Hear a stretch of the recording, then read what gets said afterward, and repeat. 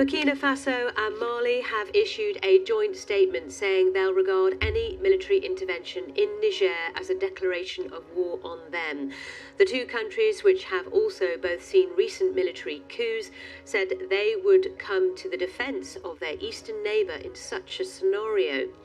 It's after a West African bloc gave Niger's military 7 days to give up power and threatened to use force if they didn't do so.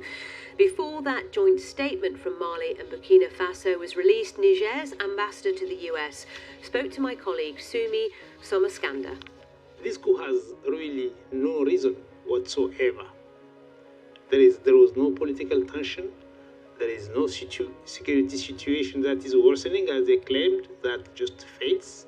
The security situation is improving. In our country, you accept to power by the ballot, not by the bullets. And we have elected a legitimate president, Mohamed Bazoum, and we want him to be restored, like all the international community, ECOWAS, the regional body, African Union, the United States of America, France, all our partners, the European Union, all are asking them just to give back power to President Bazoum. You mentioned ECOWAS. I do want to ask you, ECOWAS is the Economic Community of West African States, and they have threatened military action. Would you welcome that West African states would stage a military intervention here? I would hope and wish a peaceful solution, that the junta will come to reason and give back power to President Bazoum and to the parliament that were again elected in a fair and transparent election. But if that is not possible, I will not rule out any solution that will restore democracy in my country. Including a military intervention? Absolutely, I will not rule out any solution, because this junta in Africa comes to power by the force.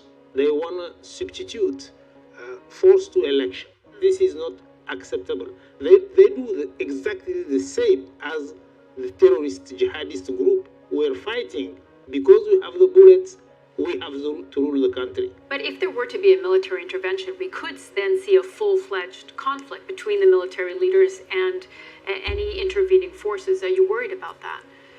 Again, I am worried about anything that will create damage to my people. But if the choice is to the junta, they have to come back to reason.